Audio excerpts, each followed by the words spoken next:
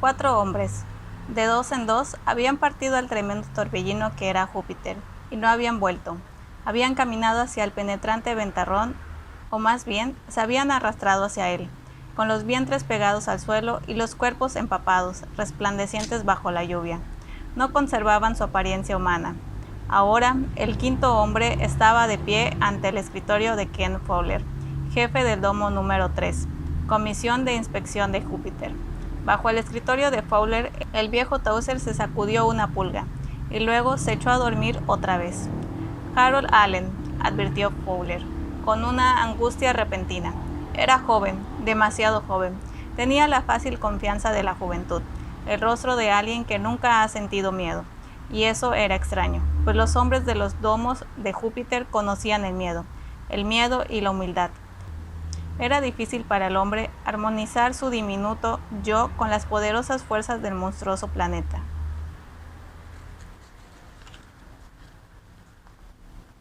Comprenderá usted, dijo Fowler, que no necesita hacer esto. Comprenderá que no está obligado a ir. Era una fórmula, por supuesto. Les había dicho lo mismo a los otros 4, y habían ido. Este quinto, Fowler lo sabía. Iría también, pero tuvo de pronto la débil esperanza de que Allen no fuese. ¿Cuándo parto?, preguntó Allen. Hubo una época en la que Fowler podría haber sentido un callado orgullo ante esa respuesta, pero no ahora. Frunció levemente el entrecejo. En 1 hora, dijo. Allen se quedó esperando, en silencio. Han ido 4 hombres y no han regresado, dijo Fowler. Ya lo sabe usted, por supuesto. Queremos que vuelva. No queremos que intente una heroica expedición de rescate. Lo más importante, lo único, es que regresen. Que pruebe que un hombre puede vivir bajo una forma joviana. Vaya hasta la primera posta, no más allá. Y vuelva. No corra riesgos, no investigue nada, solo vuelva.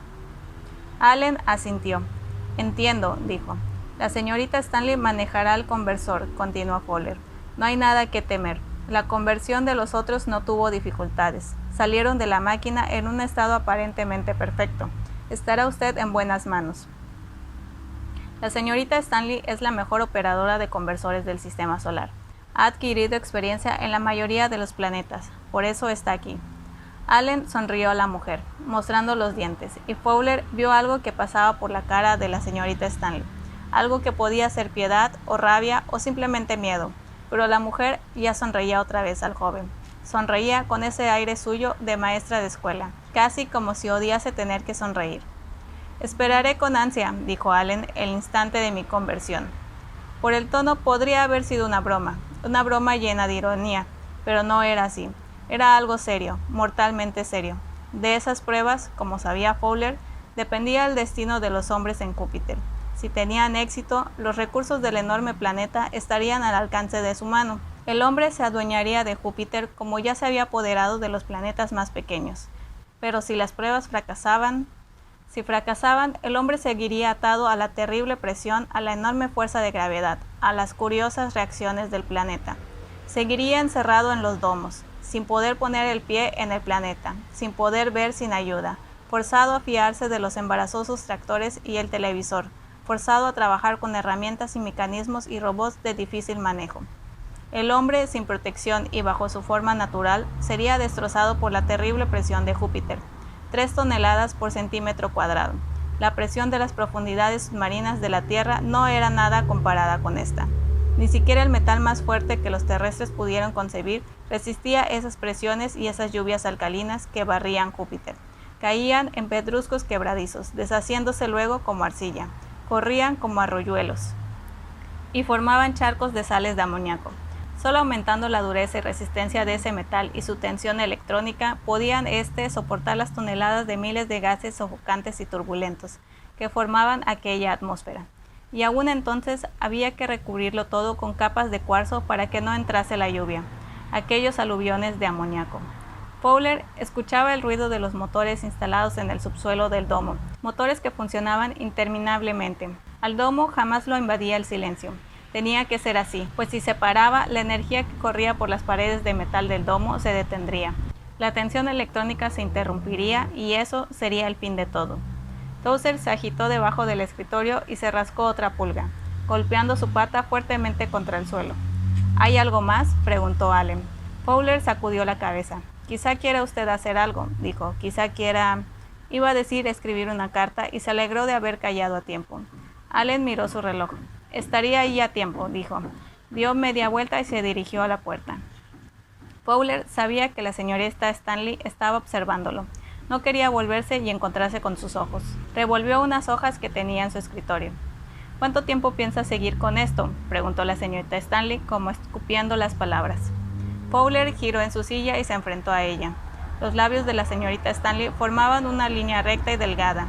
El cabello, echado hacia atrás, parecía más tirante que nunca, y la cara tenía la apariencia de una máscara mortuoria. Fowler trató de hablar con voz fría y llana. Mientras haya necesidad, dijo, mientras haya esperanza. Seguirá sentenciándolos a muerte, dijo la mujer. Seguirá enfrentándolos con Júpiter y mientras usted se quedará aquí, cómodo y seguro, y los enviará a morir. El sentimentalismo está de más aquí, señorita Stanley, dijo Fowler tratando de no contener la furia de su voz. Usted sabe tan bien como yo por qué hacemos esto. Sabe muy bien que el hombre, con su propia forma, no puede desafiar a Júpiter. La única solución es convertir a los hombres en algo que se pueda enfrentar al planeta. Hemos hecho lo mismo en otros mundos. Si mueren unos cuantos hombres, pero tenemos éxito finalmente, el costo será pequeño. En todos los tiempos los hombres han dado su vida por cosas tontas, por razones tontas. ¿Por qué habríamos de titubear entonces ante una pequeña muerte en un evento tan grande como este? La señorita Stanley estaba sentada muy tiesa y erguida, con las manos dobladas sobre su regazo, y las canas brillándole a la luz. Fowler la miraba, tratando de imaginar qué sentiría, qué pensaría. No le tenía miedo, precisamente, pero no se sentía cómodo cuando la mujer andaba cerca. Esos ojos azules y penetrantes veían demasiado. Esas manos parecían demasiado competentes. Podría haber sido la tía de alguien, sentada en una mecedora con sus agujas de tejer, pero no lo era. Era la más eminente operadora de conversores del sistema solar, y no aprobaba lo que él hacía. Algo anda mal, señor Fowler, declaró la mujer. Precisamente, convino Fowler. Por eso envió al joven Allen para que investigue qué pasa. Y si no lo averigua, enviaré a alguien más. La mujer se levantó lentamente de la silla, avanzó hacia la puerta y se detuvo junto al escritorio. Algún día, dijo, usted será un gran hombre. No deja escapar ninguna oportunidad. Esta es oportunidad. Usted lo supo desde que este domo fue nominado para las pruebas. Si tienen éxito, subirá un grado o dos. No importa cuántos hombres mueran, usted ascenderá un grado o dos. Señorita Stanley, dijo Fowler rudamente, el joven Allen está por salir. Por favor, asegúrese de que su máquina, mi máquina, dijo la mujer con frialdad, no tiene la culpa. Opera de acuerdo con las coordenadas que los biólogos determinan. Fowler, encorvado sobre su escritorio, se quedó escuchando los pasos de la mujer alejándose por el corredor. Lo que ella había dicho era cierto. Los biólogos habían determinado las coordenadas, pero los biólogos podían equivocarse.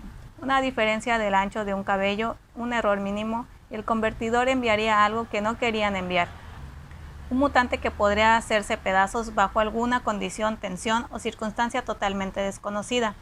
Los hombres no sabían mucho de lo que ocurría allá afuera, solo lo que indicaban los instrumentos y las muestras de esos eventos, proporcionadas por esos instrumentos y mecanismos. Solo eran muestras, pues Júpiter era increíblemente grande y los domos eran pocos. Incluso las investigaciones de los biólogos sobre los datos de los galopantes, aparentemente la mayor forma de vida joviana, habían involucrado más de 3 años de estudio intensivo y 2 años más para su confirmación. Un trabajo para el que hubiera bastado 1 o 2 semanas en la Tierra, pero un trabajo que, en este caso, no podía realizarse allí, pues no era posible llevar a la Tierra una forma de vida de Júpiter. La presión de Júpiter no se podía reproducir fuera de él, y la temperatura y presión terrestres. Los galopantes simplemente hubieran desaparecido, convertidos en una nubecita de gas. Sin embargo, era un trabajo indispensable si el hombre quería pasearse alguna vez por Júpiter con la forma de los galopantes.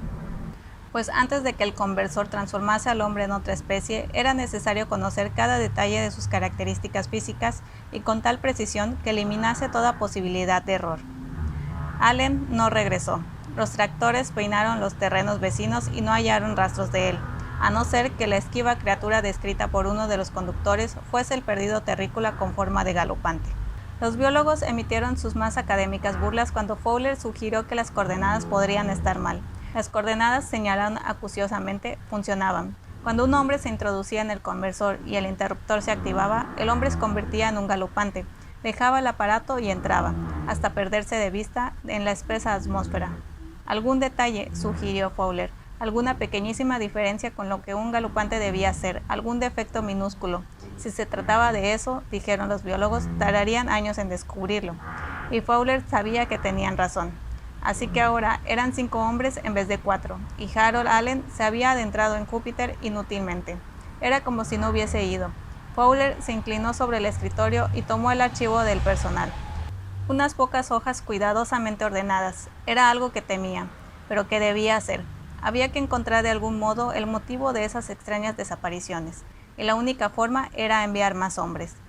Por un momento se quedó escuchando el aullido del viento sobre el domo, el eterno y atronador ventarrón que barría el planeta como una furia hirviente y retorcida. ¿Habría una amenaza allá afuera?, se preguntó. ¿Algún desconocido peligro? ¿Algo que acechaba y se tragaba a los galopantes sin distinguir a los auténticos de los que eran hombres? Por supuesto, para los dragones no había ninguna diferencia. ¿No se había cometido un error fundamental al seleccionar a los galopantes como la forma de la vida más adaptable a las condiciones de la superficie del planeta? La evidente inteligencia de los galopantes había sido un factor decisivo para su elección, pues si el ser en el que el hombre iba a convertirse no era inteligente, éste no podía conservar su propia capacidad mental por mucho tiempo. ¿Habrían dado los biólogos demasiada importancia a ese factor, olvidando algún otro que podría haber sido insatisfactorio e incluso desastroso? No parecía ser así. A pesar de su obstinación, los biólogos conocían su negocio. O era imposible todo ese asunto y estaba condenado al fracaso desde el principio. La conversión a formas de vida diferentes había tenido éxito en otros planetas, pero eso no significaba que lo mismo ocurriría en Júpiter. Quizá la inteligencia del hombre no podía funcionar correctamente con el aparato sensorial de la vida en Júpiter. Quizá los galopantes eran una forma de vida demasiado extraña al conocimiento humano. O el motivo de ese fracaso podía residir en el hombre, ser inherente a la raza, alguna aberración mental que, ante ciertos estímulos exteriores, impedía el regreso, aunque quizá no fuera una aberración, no para los hombres. Quizás era solo una peculiaridad mental, aceptada como cosa común en la Tierra, pero tan violentamente contraria a la vida en Júpiter que destruía toda cordura humana. Unas patas rascaban y golpeaban el suelo del pasillo. Fowler las escuchó y sonrió débilmente. Era Towser, que volvía de la cocina, donde había ido a ver a su amigo el cocinero. Towser entró en el cuarto, llevando un hueso. Le movió la cola a Fowler y se echó abajo del escritorio, con el hueso entre las patas. Clavó largamente los viejos ojos en su amo y Fowler se agachó y le rascó su arrugada oreja.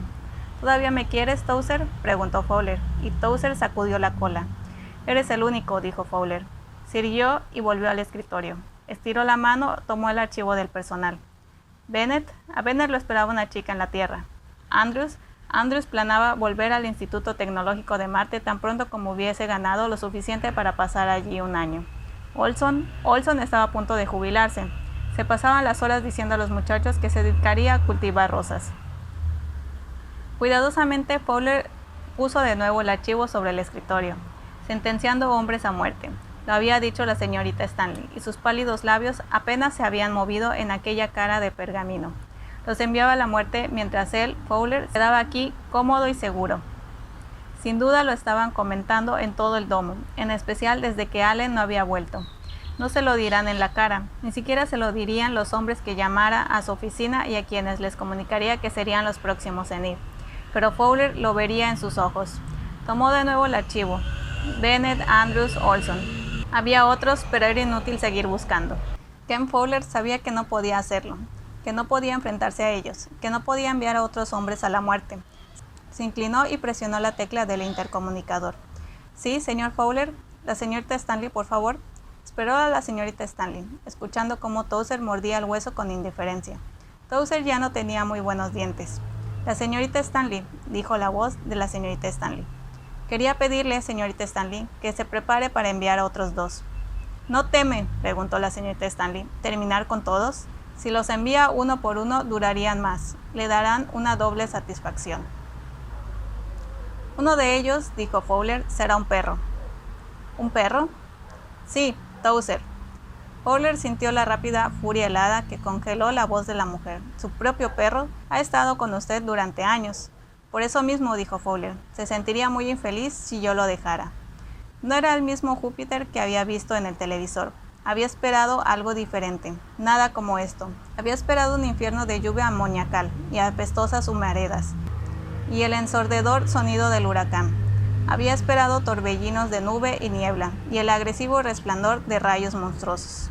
No había esperado que los látigos del agua quedasen reducidos a una leve niebla purpúrea que flotaba como una sombra sobre la tierra rojiza. No había ni siquiera sospechado que los rayos serpenteantes fuesen un resplandor estático en un cielo de color. Mientras esperaba a Towser, Fowler flexionó los músculos de su cuerpo, asombrado ante aquella sensación de fuerza y bienestar. Poseía muy buen cuerpo y sonrió al recordar cómo había comparecido a los galopantes que miraba en la pantalla. Había sido difícil pensar en un organismo vivo adaptado al amoníaco y al hidrógeno, en vez del agua y el oxígeno. Difícil creer que semejante forma de vida pudiese sentir un gusto por la vida similar al de la humanidad. Difícil concebir algo vivo de esta tormenta oscura que era Júpiter, sin saber, por supuesto, que a los ojos jovianos no era en realidad una tormenta oscura. El viento lo rozaba con dedos suaves y recordó sorprendido que, de acuerdo con las normas de la Tierra, ese viento era un ciclón que corría a 300 km por hora, cargado de gases mortíferos. Agradables aromas bañaban su cuerpo, pero apenas podían llamarse aromas, pues no eran percibidos por el olfato como él lo recordaba. Parecía que hubiese sumergido todo su ser en un agua de lavanda y sin embargo no era lavanda. Era algo, lo sabía, para lo que no tenía palabras. El primero de una serie de enigmas terminológicos. Las palabras que él conocía, los símbolos de los que se había servido en su vida terrestre, eran totalmente inútiles en este sitio. Una puerta se abrió de un lado del domo y Towser salió tambaleándose, o por lo menos Fowler pensó que debía ser Towser. Comenzó a llamar al perro dando forma mentalmente a las palabras que quería articular, pero no había manera de decirlas, no tenía con qué decirlas. Por un instante un sombrío terror, un terror ciego, asaltó su cerebro en pequeñas olas de pánico. ¿Cómo hablaban los jovianos? ¿Cómo? De pronto tuvo conciencia de Towser, una intensa conciencia del cariño tenaz de aquel desgreñado animal que lo había seguido de la Tierra a tantos planetas, como si el ser que era Towser hubiese salido de sí mismo y lo hubiera instalado en el cerebro. Y de aquella calurosa bienvenida llegaban las palabras, «Hola, amigo». No eran palabras realmente, era algo mejor, símbolos de pensamientos en su cerebro, símbolos de pensamientos comunicados con matices que nunca podrían tener las palabras. «Hola, Towser», dijo Fowler. «Me siento muy bien», dijo Towser, como si fuera cachorro. «Últimamente me sentía miserable. Se me doblaban las piernas y me dolían los dientes. Era difícil morder un hueso con esos dientes. Además, las pulgas convertían la vida en un infierno. Antes no les hacía caso. Un par de pulgas más o menos no significaban mucho entonces. Pero, a Fowler los pensamientos se le confundían torpemente. «¿Me estás hablando?» «Claro», dijo Towser, «siempre te he hablado, pero tú no podías oírme. Trataba de decirte cosas, pero nunca lo lograba». «A veces te comprendía», dijo Fowler. «No muy bien», replicó Towser. «Sabías cuándo quería comer o beber o salir, pero nada más». «Lo siento», dijo Fowler. «Olvídalo», le dijo Towser. «Te reto a una carrera hasta el acantilado». Por primera vez Fowler vio el acantilado, en apariencia a muchos kilómetros de distancia, pero con una rara y cristalina belleza que resplandecía a la sombra de las nubes multicolor. Fowler titubeó. «Está muy lejos». «Anda, vamos», dijo Towser. Y aún estaba diciéndolo cuando echó a correr. Fowler lo siguió, probando sus piernas, probando la fuerza de su nuevo cuerpo, dudando un poco al principio, asombrado un momento después, luego corriendo con una vivaz alegría que parecía ser una con el césped morado y rojo, y el humo flotante de la lluvia en la tierra. Mientras corría, tuvo conciencia de una música que venía hacia él, una música que golpeaba el interior de su cuerpo, que se alzaba en su ser, que lo levantaba en alas plateadas a gran velocidad, una música que parecía descender del campanario de una colina en una soleada primavera. A medida que se acercaba al acantilado, la música se hacía más profunda y llenaba el universo con un rocío de mágicos sonidos, y Fowler supo que la música venía de la caída de agua del resplandeciente acantilado, aunque no era en realidad una caída de agua, sino de amoníaco, y el acantilado era blanco porque estaba formado de oxígeno solidificado. Se detuvo de pronto, junto a Towser. La cascada estalló en un brillante arcoíris de muchos cientos de colores. Muchos cientos, literalmente, pues vio que aquí no había un matiz de un color primario a otro, como lo percibían los seres humanos, sino una precisa selectividad que rompía el prisma en sus más pequeñas clasificación. «La música», dijo Towser. «Sí, ¿qué con ella?» «La música», dijo Towser, Son vibraciones, vibraciones producidas por el agua al caer. Pero Towser, tú no sabes nada de vibraciones. Claro que sí, replicó Towser. Acabo de saberlo. Fowler abrió mentalmente la boca. ¿Acabas de saberlo? Y de pronto, en el interior de su propia cabeza, encontró una fórmula. La fórmula para un proceso que haría que el metal pudiese resistir la presión de Júpiter. Miró asombrado la cascada, y su mente clasificó con rapidez los distintos colores y los colocó en una secuencia exacta en el espectro. Así, nada más, de la nada, pues nada sabía de metales ni de colores. Towser, gritó. Towser, algo nos está pasando. Sí, ya sé, dijo Towser. En nuestros cerebros, dijo Fowler, los estamos utilizando totalmente, hasta el último rincón. Descubrimos cosas que debíamos saber. Quizá los cerebros terrestres son naturalmente lentos, nebulosos. Quizá somos los más retrasados del universo. Quizá está en nosotros tener que hacer las cosas del modo más difícil. Y en la nueva claridad mental que parecía apoderarse de él, Fowler supo que no sería solamente una cascada de colores o metales capaces de resistir la presión de Júpiter. Sintió otras cosas todavía no muy claras.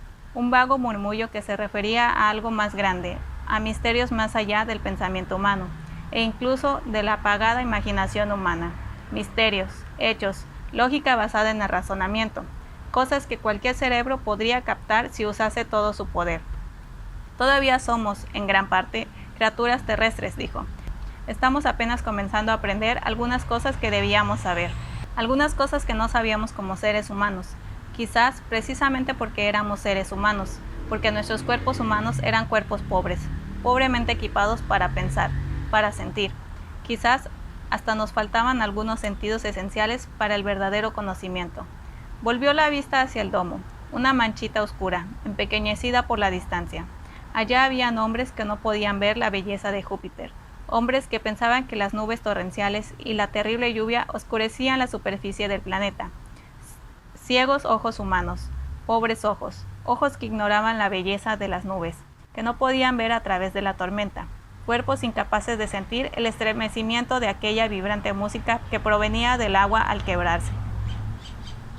Hombres que caminaban en una terrible soledad y hablaban como niños exploradores, intercambiando sus mensajes con banderitas, incapaces de extenderse y tocar la mente de otro como él hacía con Towser, alejados para siempre de todo contacto íntimo y personal con otros seres vivos. Él, Fowler, había esperado sentir terror de cosas extrañas en esta superficie. Había esperado retroceder ante la amenaza de cosas desconocidas. Se había endurecido ante una situación que no fuera la de la Tierra. En cambio, se encontró ante algo cuya grandeza el hombre nunca había conocido, un cuerpo más fuerte y ligero, una sensación de alegría, un sentimiento más profundo de la existencia, una mente más aguda, un mundo de belleza que ni siquiera los soñadores terrestres habían logrado concebir. Sigamos, pidió Towser. ¿A dónde quieres ir? A cualquier parte, dijo Towser. Sigamos a ver qué descubrimos. Tengo una sensación de... una sensación. Sí, ya sé, dijo Fowler. Pues él también la sentía, la sensación de un destino más alto, una cierta sensación de grandeza, la conciencia de que en alguna parte más allá del horizonte esperaba la aventura, y cosas más importantes que la aventura. Aquellos otros 5 habían sentido lo mismo, la urgencia de ir y ver, la persistente sensación de que allí había una vida de plenitud y sabiduría. Entonces supo por qué los otros no habían vuelto. No volveré, dijo Towser. No podemos abandonarlos, dijo Fowler. Dio un paso o dos hacia el domo y se detuvo. Regresar al domo. Regresar a aquel cuerpo dolorido e intoxicado. No parecía doler entonces, pero ahora sabía que sí. Regresar al cerebro confuso, a aquel pensamiento enmarañado, a las bocas móviles de las que surgían señales que otros podían entender, a los ojos que ahora serían peores que estar ciego, a la debilidad, a la abyección, a la ignorancia. Quizá algún día, se murmuró Fowler. Tenemos mucho que hacer y mucho que ver, dijo Towser. Tenemos mucho que aprender, descubriremos cosas. Sí, descubrirían cosas, civilizaciones, quizá. Civilizaciones que harían que la humanidad pareciese ridícula. Belleza y lo que era más importante, la comprensión de esa belleza. Y una camaradería que nadie había experimentado antes, que ningún hombre, ningún perro habían conocido antes. Y vida, la intensidad de una vida luego de lo que ahora parecía una existencia narcotizada. No puedo volver, dijo Towser. Ni yo, dijo Fowler. Me convertirían de nuevo en perro, dijo Towser. Y a mí, dijo Fowler, en hombre.